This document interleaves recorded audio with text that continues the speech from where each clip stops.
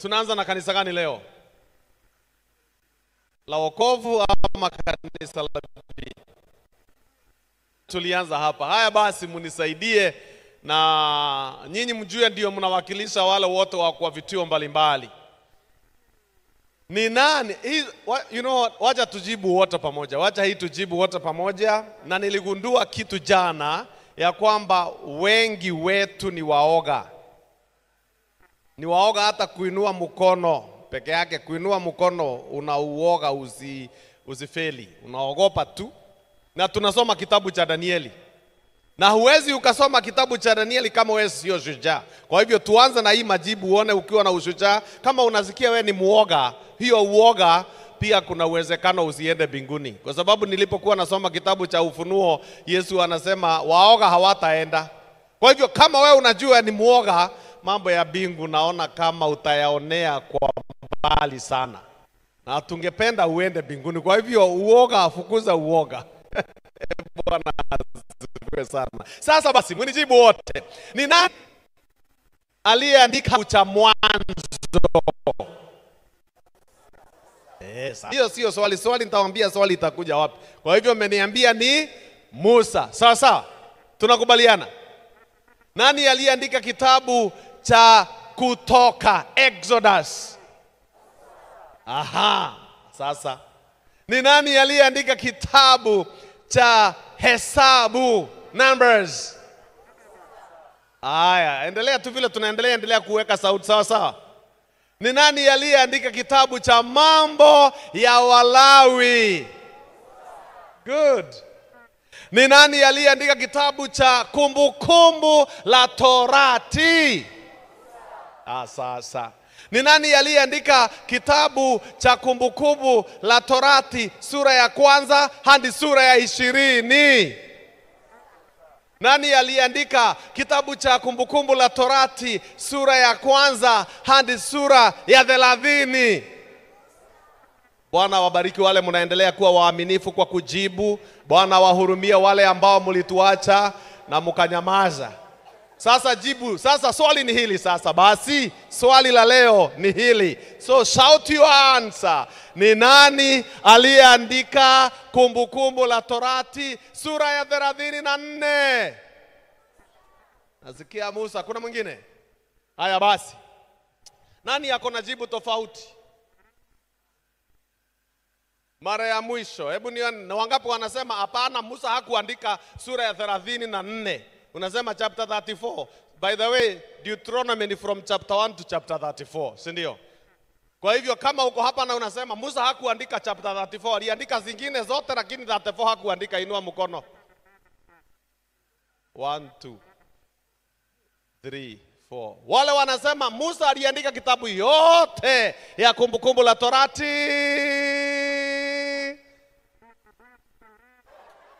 Wale hamuna taarifa wala muktasari, leo ndio mumesikia Kumbukumbu la Torati iko na 34 chapters. Haya, naona wengi tu tumesema Musa aliandika chapter 34. Sasa wacha tusome. Usikilize tu akiandika, usikilize tu vile aliandika. Kwa hivyo hapo ndio swali ya leo iko. Kitabu ni cha Kumbukumbu la Torati sura ya 34. Nataka ni pale. Takusomea tu, wewe kazi yako ni kusikiliza. Mimi nitakusomea tu pole pole. Anasema hivi. Musa akapanda kutoka uwanda wa Moabu. Nani anaandika?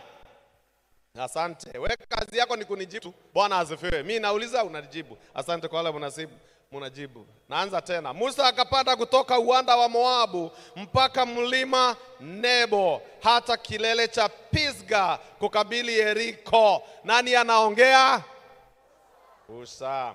Bwana akamuonyesha nchi yote ya Gileadi hata Dani na Naftali yote ya nchi ya Efraimu na Manase na nchi yote ya Yuda mpaka bahari ya magharibu na Negebu na uwanja wa bonde la Yeriko, mji wa mitende hata mpaka Soari. Bwana akamwambia, hii ndiyo nchi niliyowaapia Ibrahimu na Isaka na Yakobo nikisema nitawapa wazao wako. Nani anaandika? Haya, wale hamsikii majibu hapa, nasikia Musa, wako. Basi nimekuonyesha kwa macho yako, lakini hutavuka huko. Nani anaandika? Mbona wengine mnaninyamazia kusema ukweli? Wacha tuseme ukweli kabisa. Haya, basi fungu la 5. Basi Musa mtumishi wa Bwana, nani anaandika? Haya, basi Musa mtumishi wa Bwana akafa huko katika nchi ya Moabu kwa neno la Bwana. Nani anaandika? Musa. Oh, Bwana zuwe, nasikia wengine nasema Musa. Kwa hivyo Musa amekufa, anaandika kojeni. Musa amekufa. Amekufa Musa. Haya, basi Musa alikuwa mtu wa miaka 120, ndiye anaandika hadithi yake alipokufa. Musa amekufa. Haya, alikuwa miaka 100 nani aliandika hapo? Joshua. Bwana asifiwe. Haya, sasa tuko pamoja. Kwa hivyo hata ingawa tunasema ni Musa aliandika kitabu kile chote, kuna sehemu ambayo haikuwa inastahili kuwa katika kitabu cha Kumbukumbu la Torati. Hapo ndio ingekuwa sura ya kwanza ya kitabu cha Joshua. Bwana asifiwe. Maswali haya tu ni ya kufanya umakiniki katika neno la Bwana. Siku ya leo tunaingia bado katika mji mkuu wa Babeloni. Jana tuliweza kumuona Mungu akiingia katika mawazo ya Nebukadnezaru, akampatia ndoto na akamfanya asahau. It's God who made him to forget. Kwa hivyo Mungu akatoa kumbukumbu na huyu Nebukadnezaru akasahau, na lazima angewaita wale watu wa kutafsiri. Akaita wanajimu, wasihiri, wakalidayo, wale waliokuwa na hekima wa Babuloni. Na kama vile nilivyokuelezea, kitabu cha Danieli kimeandikwa kinaanza na kumsahau Mungu. Sura yote inaanza na kumsahau Mungu. Mungu anakaa kama ameshindwa. Kwa hivyo wanakumbuka wanajimu na wasihiri wamemsahau, lakini hapa katikati Mungu anaingilia kati and he rearranges the tables. Mungu anapangua meza. Mungu anapangua, yani anaharibu mchezo. Mungu anaingilia hapo, anaharibu mchezo kabisa ili aibuke kuwa mshindi. Mwisho, ukianza kitabu cha Danieli sura yote unaanza pale mwanzo, either Mungu ameshindwa kama vile sura ya kwanza, au amesahaulika kama vile sura ya pili ambao tuna wanajimu na wasihiri. Lakini huko katikati unaona mchezo unaanza kubadilika sasa. Hata ingawa ni Mungu alichezwa, sasa ndiye anaanza kuwacheza. Naona katika sura ya kwanza Danieli anakataa chakula, Mungu anawapatia nguvu, wanakula chakula ya mashambani, siku 10 imetosha. Na kawaida kabisa huwezi ukala siku 10 chakula hata ukibadilisha na ubadilike siku 10. Nafikiri daktari hapo atakubaliana na mimi ya kwamba 10 days, that is 1 week. Ati wewe umeanza kula chakula kutoka siku ya kwanza mpaka siku ya 10 umebadilika. Unasema ya kwamba nilitaka niongeze weight. Mimi weight yangu haitoshi, kwa hivyo nitakula viazi, nitakula vinono vya nchi. Siku 10 mabadiliko yamepatikana. Inakuwa ngumu. Hata ukienda gym, wale mnataka kujenga misuli, unasema ya kwamba siku 10 ndio nimejipatia. Naenda unainua machuma, alafu siku 10 unakuja unatuelezea niko sawa sasa, mimi ndio Goliathi wa Magomeni. Wapi? Siku 10. Lakini katika kitabu cha Danieli siku 10 ziliwatosha. Kwa nini? Kwa sababu Mungu aliingilia kati. He was rearranging the tables. Rearranging the tables. So ukisoma kitabu cha Danieli ukianza, Mungu anakaa kama anashindwa, katikati anabadilisha mchezo. Anabadilisha the game. He rearranges everything. Mungu anakuja anaanza kurearrange kwa sababu anataka pale mwisho aibuke mshindi na itangazwe Mungu 1 na Babylon 0. Kwa hivyo hapo akaweza. Jana akasahaulika, wanajimu wamekuja wameshindwa, Danieli amekuja na Mungu tena akaibuka mshindi pale mwisho wa sura ya 2. Ikawa ni Mungu 2 scores. Babyloni bado mko katika neli. Leo tunapoangalia tunaingia katika sura ya 3. Tunaingia katika sura ya 3 ya kitabu hiki cha Danieli. Na ningeomba uweze kusoma pamoja nami katika sura ile ya 3 ya kitabu cha Danieli. Kina maneno. Hii sura ina maneno, kwa hivyo nifuate tu kinaga ubaga. Kama kuna kitu kama hiyo, nilisikia mtu mwingine aliitumia hapo nje. Hiyo nikakopa, nikasema nitaitumia. Iko sawa? Hiyo imetumika sawa sawa, kinaga ubaga. Basi, kwa kinaga ubaga tuweze kuangalia na tuone vile anavyosema katika kitabu cha Danieli sura yake ya 3. Ni nini kinachoendelea? Mfalme umeota ndoto na Danieli akamuelezea jana, akamwambia, wewe mfalme, ni wewe ambaye uliyeona ndoto, na hiyo ndoto uliyoiona ilikuwa ni sanamu, na huyu sanamu ambaye uliyemuona alikuwa na kichwa cha dhahabu, na alikuwa na kifua cha fedha, na alikuwa na tumbo ya shaba, miguu yake ilikuwa ni miguu ya chuma. Na pia ulipokuwa unaangalia ukaona ya kwamba kuna jiwe ambalo halikuwa limechongwa na mikono ya mwanadamu, na likaja likavunja ile sanamu, na sanamu ikaisha, na hilo jiwe likawa kubwa mno, likaijaza dunia yote, likaijaza dunia yote. Na alipoangalia basi sura ya 3, neno linasema hivi, soma nami katika sura ile ya 3, anasema namna gani? Sura ya 3, tunaposoma pale sura ya 3, anasema Nebukadneza mfalme alifanya sanamu ya dhahabu ambayo urefu wake ulikuwa ni 60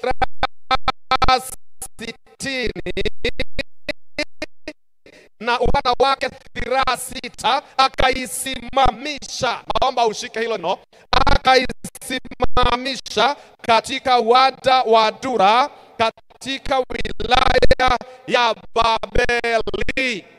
Neno nasema ya kwamba mfalme Nebukadnezaru na Danieli mwenyewe, na alipoonyesha hiyo sanamu, hapa kuna kapepo kwa mtandao kidogo.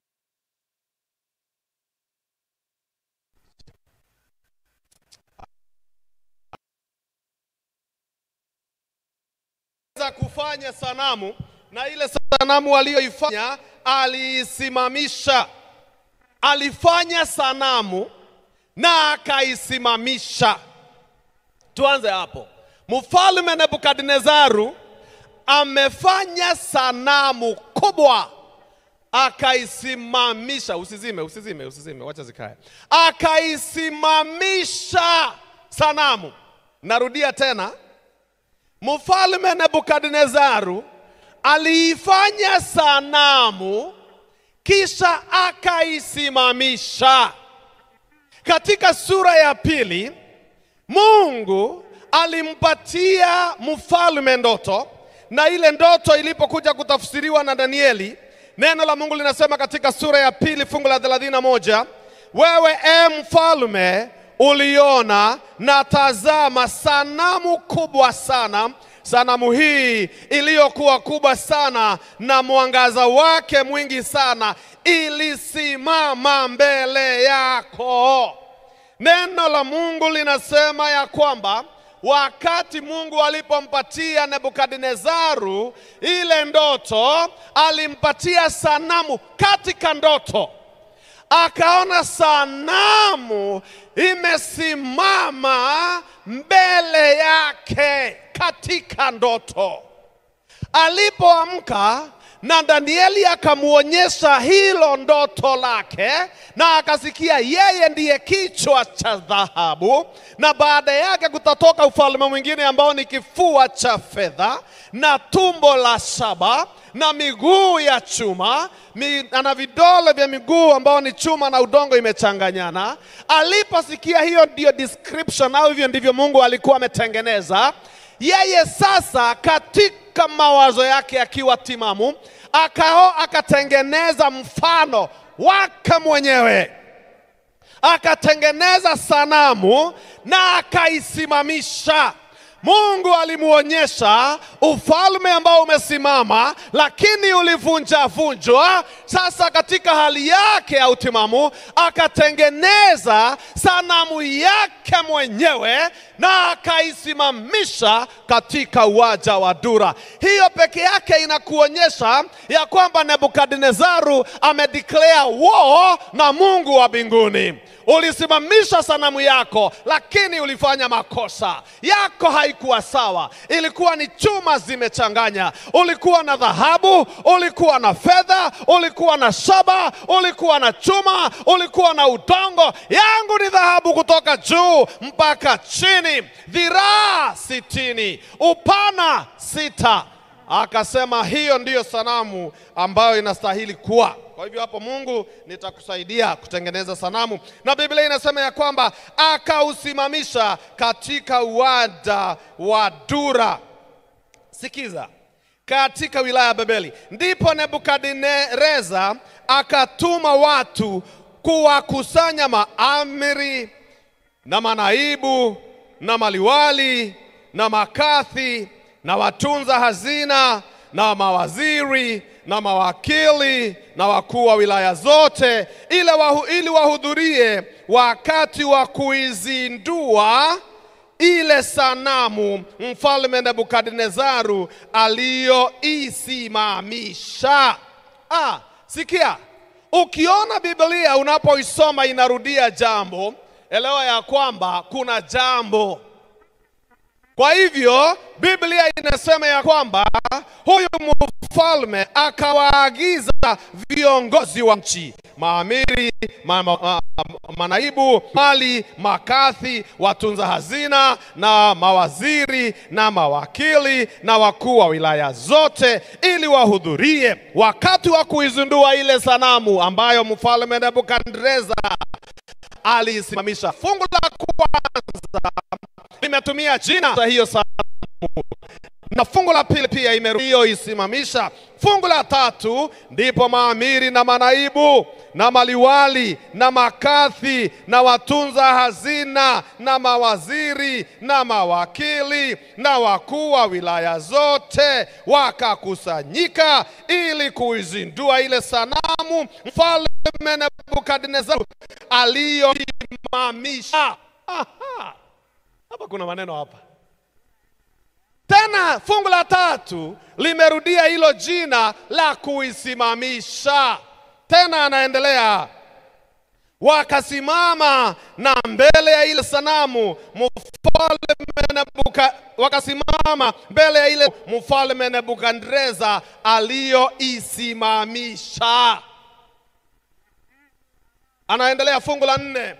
Ndipo mpiga mbio akapiga kelele akisema, enyi watu wa kabila zote na taifa na lugha, mumeamriwa hivi: wakati mtakaposikia sauti ya panda na filimbi na kinubi na zeze na santuri na zomari na namna zote za ngoma, lazima kuanguka na kuiabudu sanamu ya dhahabu mfalme Nebukadneza aliyoisimamisha. Mtakaposikia nini?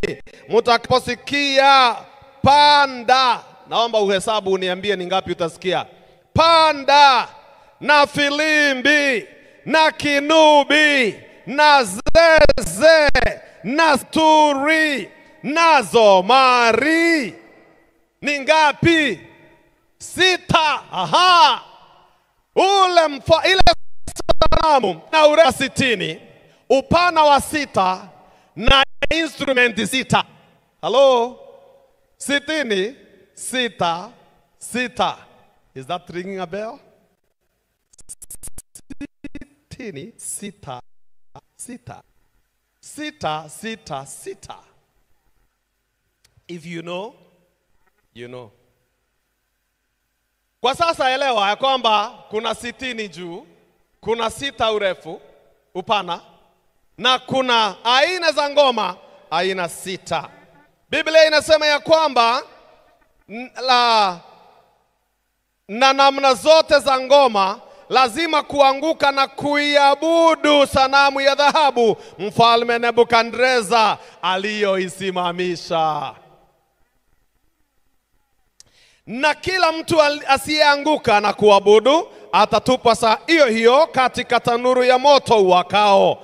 Basi wakati huo watu wa kabila zote waliposikia sauti ya panda na filimbi na vinumbi na zeze na santuri na zomari na namna zote za ngoma, watu wote wa mataifa na lugha wakaanguka wakaiabudu ile sanamu mfalme Nebukadneza aliyoisimamisha. Neno la Mungu linaporudia jambo hili linatufundisha ya kwamba huyu mfalme Nebukadneza mwenyewe, hata ingawa Danieli alimuelezea, yeye mwenyewe amejitolea kupigana na Mungu wa mbinguni. Mungu alisema sanamu itavunjwa na itaangushwa, lakini mfalme Nebukadneza akasimamisha. Kuna viongozi wametokea duniani ambao hupenda kufanya kinyume cha Mungu mwenyewe, wakiongozwa na yule mwovu ambaye ni Shetani. Chochote ambacho Mungu alianzisha, Shetani analeta kitu tunaita counterfeit, ili aweze kudhoofisha kila Mungu aliweka.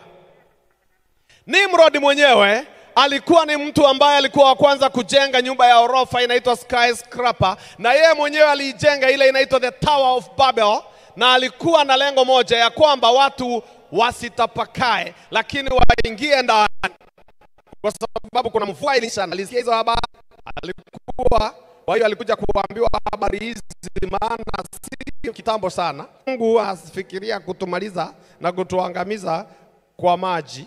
Kwa hivyo vile tutafanya, tujenge mnara ufike mbinguni. Kama atafikiria siku nyingine kutuangamiza kwa maji, tuingie sote, twende tukutane naye mbinguni. Atashangaa kituona mbinguni, aangamize dunia, sisi tumeingia kwa mnara. Kinyume cha mapenzi ya Mungu. Kwani mapenzi ya Mungu yalikuwa ni gani? Mapenzi ya Mungu yalikuwa ya kwamba zaeni mukaongezeke, muijaze nchi na muitiishe. Naye Nimrodi akasema zaeni muongezeke, muijaze mnara na muishi huko. Kinyume cha mapenzi ya Mungu, counterfeit. Sasa naye Nebukadnezaru na walipoenda fanya hivyo, neno la Mungu linasema Mungu akasema twende kaona ile kazi wanadamu wanafanya pale duniani. Na alipokuja aliwachanganya, tutakuja kuiona huo mnara wa Babeli, lakini akawachanganya wao, kawanganya lugha, wakawa na lugha tofauti. Hawa ni mchanganyiko maalum ambao ni Babeli au Babylon, mchafuko. Sasa naye Nebukadnezaru, Mungu mwenyewe ndiye alikuwa mwanzilishi wa ndoto sanamu hii.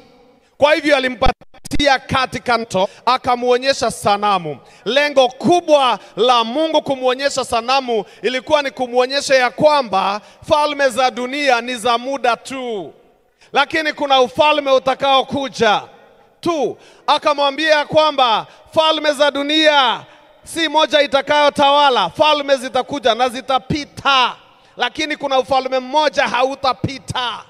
Lakini Nebukadnezaru akaonyesha Mungu ya kwamba hapana, ufalme ambao utatawala ni ufalme wangu na utaweza kuwako. Unajua huyu mzee anasumbua Mungu.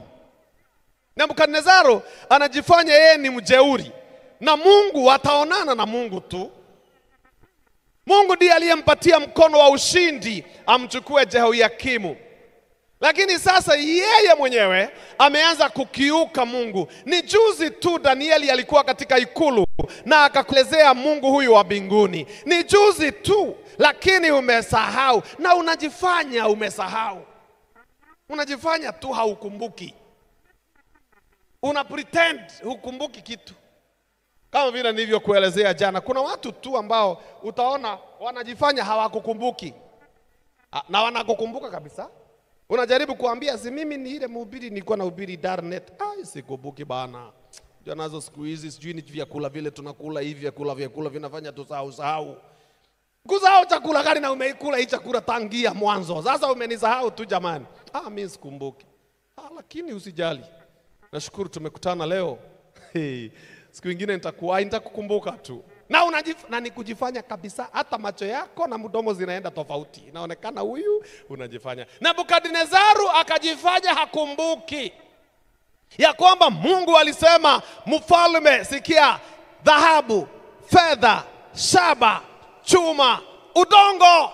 Akasema la hasha, tengeneza dhahabu kutoka chini mpaka juu, yote dhahabu. Tena weka katika uwanja wa Dura. Tena ita viongozi wa serikali. I want to make a public declaration. I want to make a statement ya kwamba hakuna Mungu mwingine wa kuabudiwa katika serikali hii. Ni Mungu wa Nebukadnezaru na sanamu ambao nimeweka. Leta viongozi ili wakirudi nyumbani baada ya kuzindua huyu sanamu, wakirudi nyumbani waende wakatangaze katika wilaya zao, katika mitaa yao, wakitangaza kuhusu huyu Mungu wa pekee, Mungu wa Nebukadnezaru. Miongoni mwa wale ambao walikuwa pale, neno la Mungu linasema hivi katika kitabu cha Danieli 3. Anasema hivi katika fungu la 8 ya kwamba basi baadhi ya Wakalindayo wakakaribia, wakaleta ndipo mbio ikapiga kelele. Ndipo mbio, fungu la 4, ndipo mpiga mbio akapiga kelele akisema, enyi watu wa kabila zote na taifa na lugha, mumeamiriwa hivi, wakati mtakaposikia sauti ya panda na filimbi na kinubi na zeze na santuri na zomari na namna zote za ngoma, lazima kuanguka na kuiabudu sanamu ya dhahabu mfalme Nebukadneza aliyoisimamisha. Na kila mtu asianguka na kuiabudu atatupwa saa hiyo hiyo katika tanuru la moto uwakao. Basi wakati huo watu wa kabila zote walipoisikia sauti ya panda na filipi na kinumbi na zeze na santuri na zomari na namna zote za ngoma, watu wote na mataifa na lugha wakaanguka wakaiabudu ile sanamu mfalme Nebukadneza alisimamisha. Fungu la 8. Basi baadhi ya Wakaldayo wakakimbia, wakaleta mashtaka juu ya Wayahudi, wakajibu mfalme Nebukadneza, mfalme uishi milele. Wewe mfalme ulitoa amri ya kinumbi na zeze na santuri na zomari na namna zote za ngoma, ni lazima anguke na kuiabudu ile sanamu ya dhahabu. Na kila mmoja asianguka na kuabudu atatupwa katika tanuru la moto uwakao. Sasa tuna hitilafu kidogo ya kwamba wako Wayahudi kadha wa kadha juu ya mambo ya wilaya ya Babeli. Na hawa, to be precise, Shadraka, Mishaki na Abednego. Watu hawa mfalme hawakukujali wewe, hawaitumiki miungu yako wala kuiabudu ile sanamu ya dhahabu ulioisimamisha. Basi Nebukadneza akatoa amri kwa hasira ya ghadhabu, waletwe hao Shadraka, Mishaki na Abednego.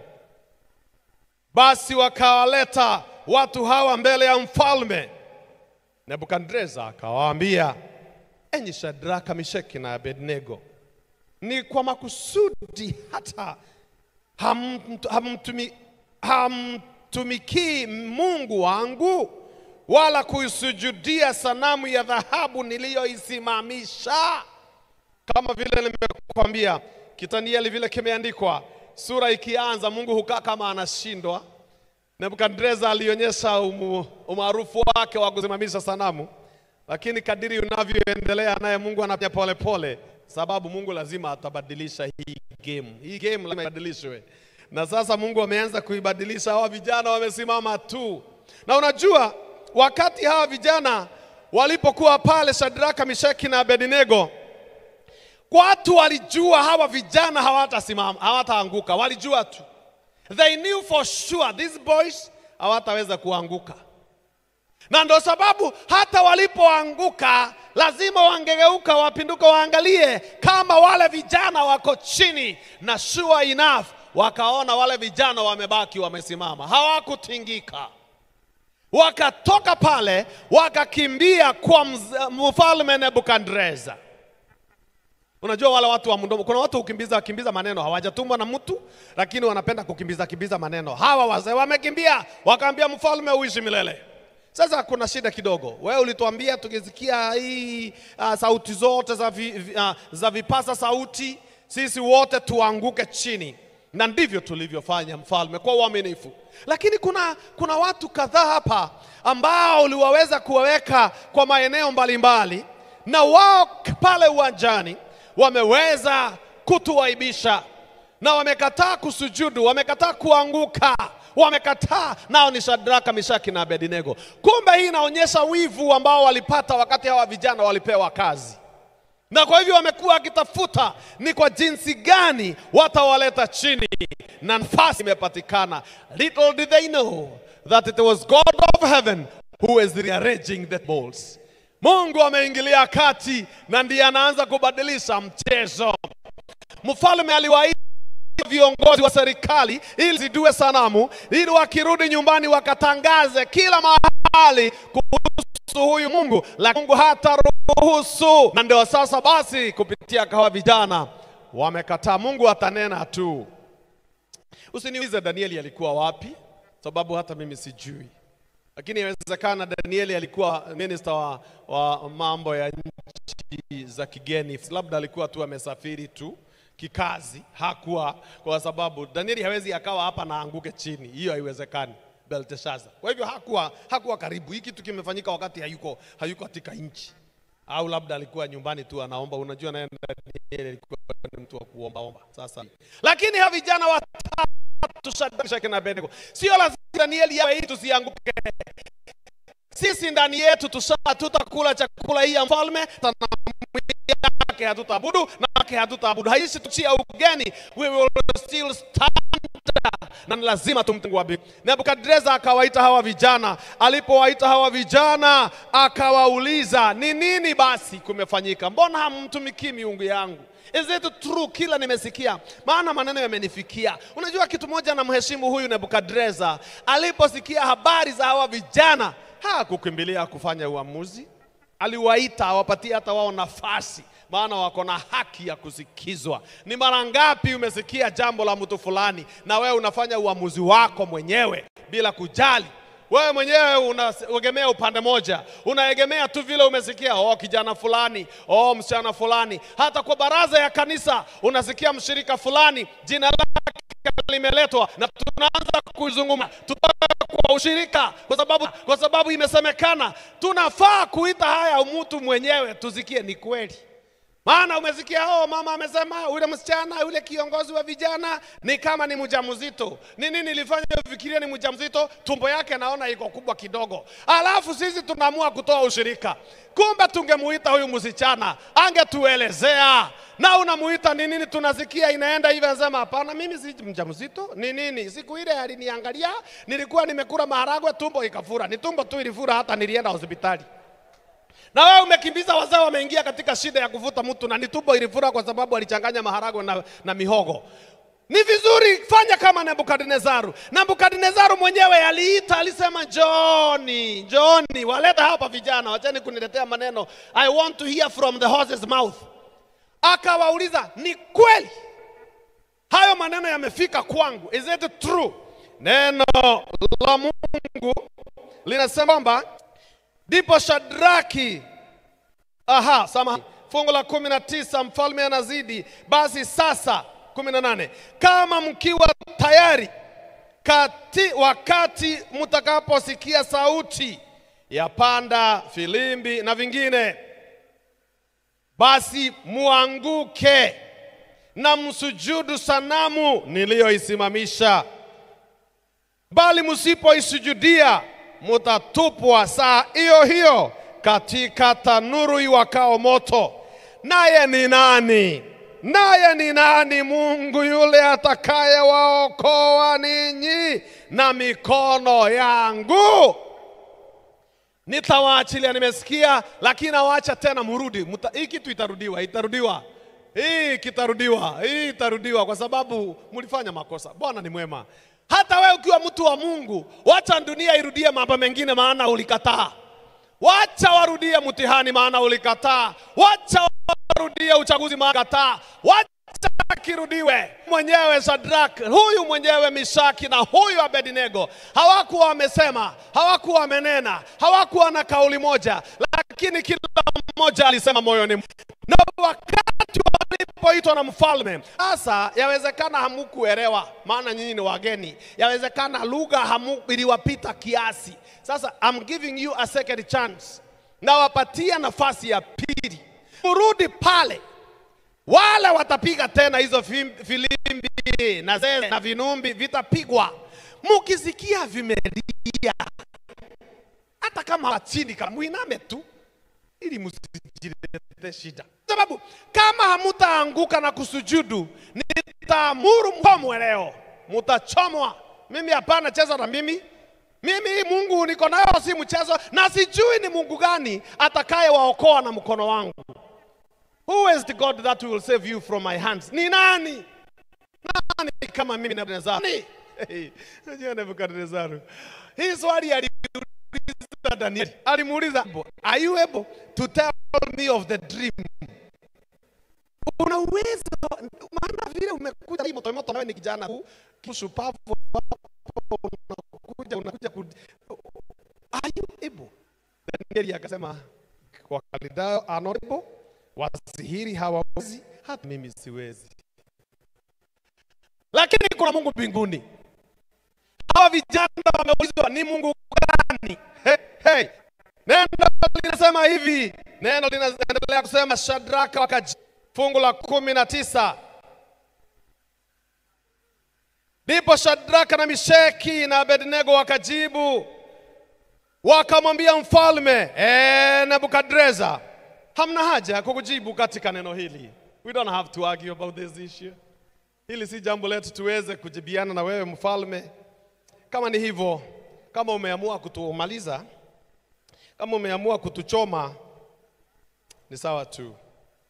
Kama ni hivyo, Mungu wetu tunayemtumikia aweza kutuokoa na tanuru lile lilawakao moto. Naye atatuokoa na mkono wako, mfalme. Bwana asifiwe. Vijana wana imani kweli na Mungu wao. Na wanaangalia mfalme, wanamhurumia. Wanasema, wewe inaonekana hujasikia. Haujui unagabul na nani. Haujui ni nani huyu unayecheza naye. Hauna taarifa. Vile uliona alikubali kutekwa nyara na ukaja ukampeleka mpaka Babyloni, ukafikiri ni muoga. Oh, he's a weak God. You are mistaken. Don't confuse meekness and weakness. Do not confuse meekness and weakness. Kuona nimetulia tu, usije ukafikiria ati mimi sina nguvu, ati mimi ni muoga. Usione simba amenyeshewa ukadhani ni paka. Huyu si paka. Usione hata hapa kanisani kina mama, msione hawa wazee wametulia. Unamchokoza mpaka nyumbani, karibu uingize kidole kwa macho yao. Ni Yesu tu ametulia. Makucha hayajaenda, makucha iko imekaa tu ndani kwa sababu ya Yesu. Unamwambia vile unataka kusema, anasema it's okay mama, it's okay my dear. Lakini ndani anasikia kama hiyo ume wake ikiamuka, hata wewe unaelewa. Hata unaelewa huyu mwanaume ni Yesu amekushikilia tu hivyo kidogo. Akiachiliwa na Yesu, si unamkumbuka. Si unakumbuka kabla hajamkubali Yesu vile alikuwa ni nani? Hajaenda mbinguni, ni yule. Ni neno limeweza. Ni vile amesoma neno akatulia tu. Anatulia tu. Ni yule, usichanganyishiwe. Usifikiri simba amenyeshewa ni paka. Neno la Mungu linasema ya kwamba Shadraka wakamwambia mfalme, sisi hatuna wakati wa kujibiana na wewe. That is a very mediocre thing. It's a very trivial. Kitu kidogo sana sisi kujibiana na wewe. Kile tunataka ujue ni kwamba sisi tunaamini Mungu wa mbinguni. Na huyu Mungu atatuokoa kutoka kwa tanuru lako la moto. Atatuokoa kutoka kwa mkono wako, Nebukadnezar. Lakini akaendelea fungu la 18, bali kama si hivyo, ujue mfalme ya kuwa sisi hatukubali kukuitumikia miungu yako wala kuisujudia hiyo sanamu ya dhahabu uliyoisimamisha. I like that text, verse 18. Anasema, but let it be known unto you. Mfalme, sisi tuna Mungu na atatuokoa. Lakini kama leo ameamua hata tuokoa, sisi wenyewe hatuko tayari kuabudu hiyo sanamu yako. Hatuko tayari. Neno la Mungu fungu la 19 linasema ya kwamba ndipo Nebukadneza akajaa ghadhabu na sura ya uso wake ikabadilika juu ya Shadraka, Meshaki na Abednego. Basi akatoa amri watie moto ile tanuru mara 7 kuliko desturi yake ya kutiwa moto. Kisha akawaamuru baadhi ya watu mashujaa wa jeshi lake kuwafunga Shadraka, Meshaki na Abednego na kuwatupa katika ile tanuru iliyokuwa ikiwaka moto. Neno la Mungu linasema huyu Nebukadnezaru kwa ghadhabu amesema hawa vijana lazima wachomwe, na wataelewa Mungu ni nani. Wataelewa mimi ni nani. Hiyo tanuru inawaka, sawa, ongeza mara ngapi? Mara 7. Ati sasa huyu amekasirika. Yaani Nebukadnezaru amefika mwisho. Hiyo sasa 7 ni kufika mwisho. Hata vijana walicheka. Ati mara 7. Hebu nikuulize msikilizaji wangu, hawa vijana walipotestiwa, walipofanyiwa interview, walionekana ni wao ni wangwana au wana hekima mara ngapi? Mara 10. Na mfalme ameongeza moto mara ngapi? Hata wewe hata kama hujui hesabu, 7 na 10 ni gani itameza ingine?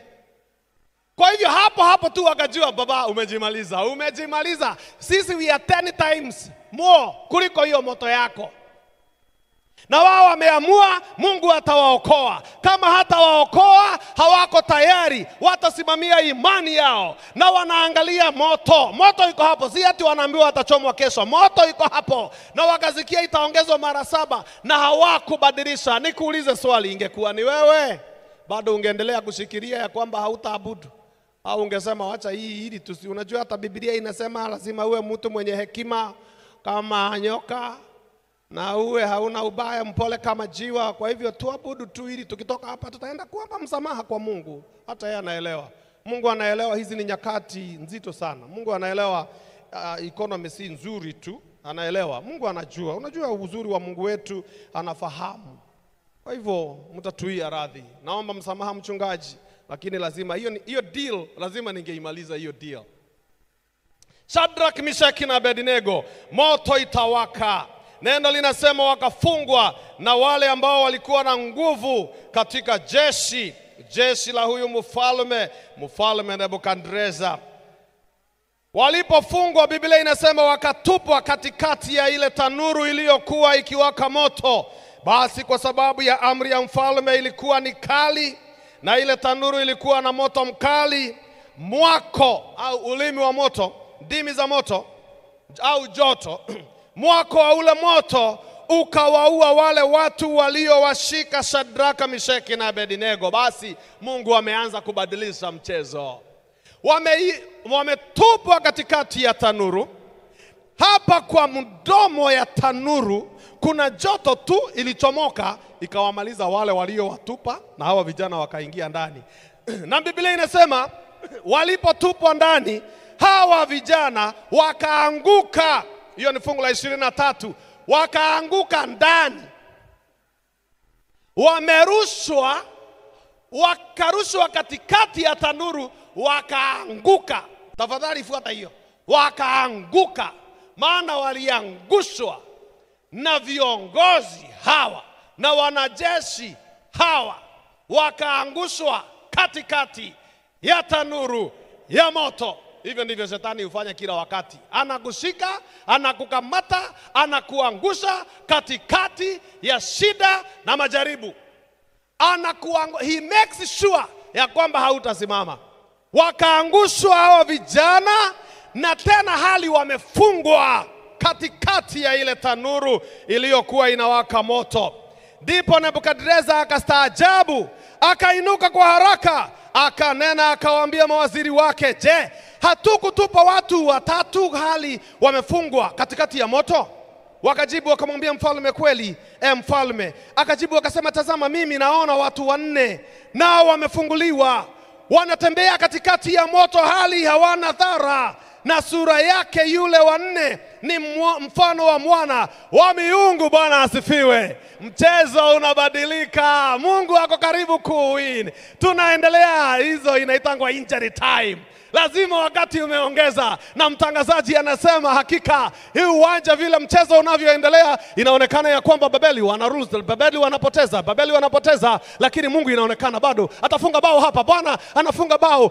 Mpira basi kwa Shadraki, mpira basi kwa Mishaki na Abednego, na wanaendelea wamesimama, walikuwa wamefungwa. Mfalme akasimama kwa haraka na akauliza, si tulitupa watatu? Hata yeye amechanganyikiwa. Mfalme haoni kuna wanajeshi wamekufa hapa. Hapo sio wakati wa kuafikiria. Hapa ndani kuna maneno. Hemu angalieni nyinyi wote. Sijui mimi napoteza fahamu, sielewi, lakini tulipotupa watatu ndio, lakini na walikuwa wamefungwa na tuliwaangusha chini. Mbona basi wanatembea hapo ndani ya moto? Nini kinachoendelea? Tena wamefunguliwa na wako na mwingine wa nne, na ni kama wanaenjoy kuwa pale kwa moto, wanatembea. Bwana asifiwe sana. Unajua wakati Nebukadnezaru alipokaa chini na kupanga kuangamiza watumishi wa Mungu, naye Mungu wa mbinguni akaita baraza la dharura. Akaita haraka, I need the excom. Nataka excom wakuje haraka. Roho Mtakatifu na Yesu akakusanyika pale, na Baba akasema ya kwamba sasa pale duniani Babeli kuna hali ya hatari. Wale tuliowatuma mabalozi wa karibu kuangamizwa katika tanuru la moto. Tunahitaji mmoja aende akawaokoe. Na nafikiri hata malaika Gabrieli alikuwa pale na akajitokeza akasema, mimi nitaenda tena kwa mwendo wa kasi. Akaulizwa, utachukua muda gani? Akasema, sekunde moja nitakuwa pale kwa moto. Akaambiwa, pana, huwezi ukaenda. 1 second is too long. Yesu akajitolea akasema, mimi nitaenda kuwaokoa wale vijana wetu watatu. Na neno linasema ya kwamba basi Yesu alipoulizwa, akaulizwa, wewe utachukua muda gani? Akasema, I am already in the fire. Niko ndani ya moto. Mimi sichukui muda, mimi ninawangojea kwa moto. Rafiki msikilizaji, wakati unaposikia unaenda kwa hatari, usiogope. Kama ni kwa sababu ya neno la Bwana, enenda huko kwa sababu alikutangulia mbele. Anasema, nilikutangulia kwa shida, nilikutangulia kwa njaa, nilikutangulia kwa matatizo. Niko pale, usiniaibishe. Hebu imagine kama wangekataa, kama wangeogopa. Neno linasema walipoingia pale ndani, basi wamesimama. Walirushwa wakaangushwa, sasa wamesimama. Walirushwa wamefungwa, wamefunguliwa. Walirushwa wachomeke, moto haumafanyi madhara yoyote. Na wanaongea na Yesu. Na Yesu anawaambia kwamba mambo iko sawa. Kule tunawangojea bado. Msijali, tulijua tu hiki kitafanyika, na nimetumwa na salamu na Baba. Baba ameniambia nije niwasalimie. Hata Enoko tulikuwa naye asubuhi leo, kaniambia nikija niwasalimie. Tungekuja wote, lakini nikasema mimi natosha. Yesu atosha. Bwana asifiwe. Neno la Mungu linasema ya kwamba basi huyu mfalme alipoona kile kimeendelea ndani, akanena akasema, enyi Shadraki na Mishaki na Abednego, watumishi wa Mungu aliye juu, tokeni mje huku. Ndipo Shadraki na Mishaki na Abednego wakatoka katika ule moto, na maamiri na manaibu na waliwali na mawaziri waliokuwa wamekusanyika pamoja, wakawaona watu hao ya kuwa ule moto ulikuwa hauna nguvu juu ya miili yao, wala nywele za vichwa vyao hazikuteketea, wala suruali zao hazikubadilika, wala harufu ya moto haikuwapata hata kidogo. Akawaambia Shadraka, Mishaki na Abednego, tokeni. Na vijana wangu wakatoka majestically, hawana haraka. Walirushwa, sasa ndio wanajitoa. Walikuwa wamefungwa wakirushwa, sasa wako huru. Kwa sababu hauwezi ukaenda kwa Yesu na ubaki ukiwa umefungwa, na hauwezi ukaenda kwa Yesu na ubaki ukiwa chini. Lazima utainuka, lazima utaambia watu nina ushuhuda. Hata nyinyi mnajua last year nilikuwa chini, lakini nilipokutana na huyu mwana wa seremala nimesimama. Bwana asifiwe sana. Yaani hauwezi ukakutana na Yesu na uendelee kuwa the same. It cannot happen. Anakutana na mwanamke ambaye she is a sinner, na anambadilisha anakuwa a saint, ni mhubiri. A prostitute is changed to a preacher. Ukikutana na Yesu kama uko juu ya mti, anakuambia shuka haraka baba, shuka haraka. Shuka saa hizi kwa sababu leo nitakuwa mgeni wako. Bwana asifiwe sana. Yesu anasema ya kwamba akija kwako, akikupata na machozi, atakupanguza machozi. Hawa vijana wakatoka watatu. Hebu niwaulize, Nebukadneza alipoangalia ndani, aliona watu wangapi? Alipowaita, aliita watu wangapi? Mbona hakuita wanne? Mbona aliacha huyu wanne? Nebukadnezaro sio mjinga. Nebukadnezaro alifanya hesabu kali sana, akasema kama ni mimi niliwasha hii moto, na kweli kwa mimi ndio niliongeza mara 7, na hii kitu ni moto kabisa, exceedingly hot. Alafu hawa vijana wako na mtu ya ine, inaweza kuwa ya kwamba huyu ndiye amefanya kuwafungua hawa vijana. Na kuna watu hapa, si kwamba hajui wamekufa, lakini hana shughuli. If he can stop this fire from killing them, ndani. Nikifanya makosa kuita watoke wakiwa waine, huyo waine akitoka hapa si tutamalizwa wote sahi. Kwa hivyo tokeni wale tulirusha 3, waine akae, yeye ni shughuli zake hatumjui. Maana hata nilipoangalia anakaa kama mwana wa nani? Wa miungu. Ni nani aliambia Nebukadnezaro Mungu ako na mwana? Na alikuwa ameuliza ni Mungu gani? Ni nani atawaokoa na mikono yangu mimi? Hivyo ndivyo shetani hututisha. Usimuogope, shetani alishindwa kitambo, kichwa kilibodwa, ni mkia tu imebaki. Usimuogope. Akikuuliza ni nani? Mwambie there is a God in heaven.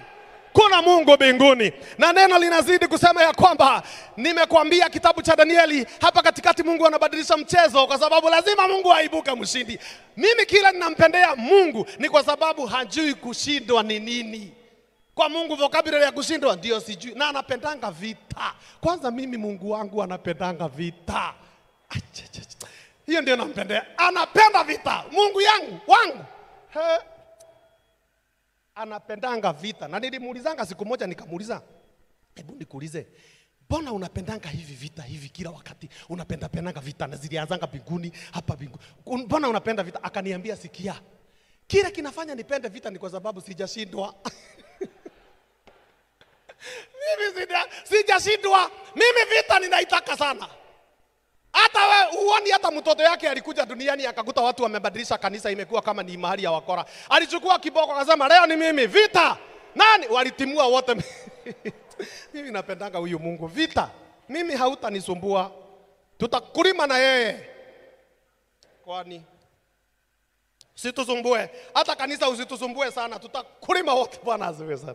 Lakini neno linasema hivi, mwisho sasa tumalize. Fungu la 29. Neno linasema ya kwamba basi mimi naweka amri. Huyu ni mfalme Nebukadnezaro. Amebadilika kuwa pastor sasa. Ndiye mhubiri mkuu. Amesema mimi basi kama mfalme naweka amri ya kuwa kila kabila ya watu na taifa na lugha na jamaa watakao nena neno lolote lisilopasa juu ya huyu Mungu wa Shadraka, Meshaki na Abednego watakatakatwa vipande na nyumba zao zitafanywa jaa, kwa kuwa hakuna Mungu mwingine awezaye kuokoa namna hii kama Mungu wa Shadraka, Meshaki na Abednego. Goli! Mungu wa mbinguni amefunga bao. Babeloni 0, Mungu wa mbinguni 3. Bwana asifiwe. Lakini kutamatisha, neno linasema kisha mfalme akawakuza Shadraki na Meshaki na Abednego katika wilaya ya Babeli. Wameinuliwa, wamekuwa promoted. Na basi wasikilizaji, tunatangazia hakika hii timu ya mbinguni, timu ya Shadraka, Meshaki na Abednego wameibuka kuwa washindi, na ndio ambao walikuwa wananing'inia kikombe na wameenda nyumbani na kikombe. Mungu wa mbinguni hajashindwa na hakushindwa. Ako Babuloni na ndiye tunayemwabudu. Hata kama kuna tanuru la moto, Mungu wa mbinguni ameonyesha ya kwamba yeye ndiye moto ulao, na huyo ndiye tunayemwamini. Bwana asifiwe. Ni nini hiki kitakacho kutenganisha na huyu Mungu? Ni kifo, ni mauti? La hasha. Huyu tunamsimamia na tutamtetea. Hata kama ni nini, tutasonga mbele na injili ya Bwana itaenda mbele, kwa sababu ndio nuru ya matumaini. Sisi tunajua tunayemwamini, na Nebukadneza hautatutisha, kwa sababu Mungu wetu ndiye hutisha. Bwana asifiwe sana. Sasa si hata nyinyi msimame tuombe sasa, ni nini ingine mnangojea? Na wale mnakuja hapa, John tuombe. Leo sikwambii ni nani ninaita, lakini ukisikia unataka kuja hapa mbele, njoo tuombe. Usikie unataka nguvu za pekee, usikie unaombea mtu mgonjwa, usikie wewe una ugonjwa, usikie unataka Yesu Kristo awe Bwana na Mwokozi wa maisha yako. I am giving you this chance. Come over, we want to pray together. We need that fire. Kama unataka kusema kama hawa vijana, tupe moto wa uhai uliowaka zamani, uliowaongoza juu, wazee watakatifu, njoo. Na kama uko hapo kwa kituo, hata wewe simama. Kama uko kwa baa, simama. Kama uko nyumbani, simama. Hebu jitoe wakfu kwa Bwana. Kama uko hapa, njoo, tuna nafasi nyingi kubwa sana hapa. Njoo. Wale walitoshea kwa tanuru la moto na walisimama imara na wakasema hakika huyu ndiye Mungu tuliyemtarajia. Na kama leo ndiyo siku yako ya kwanza, ungetaka kumpokea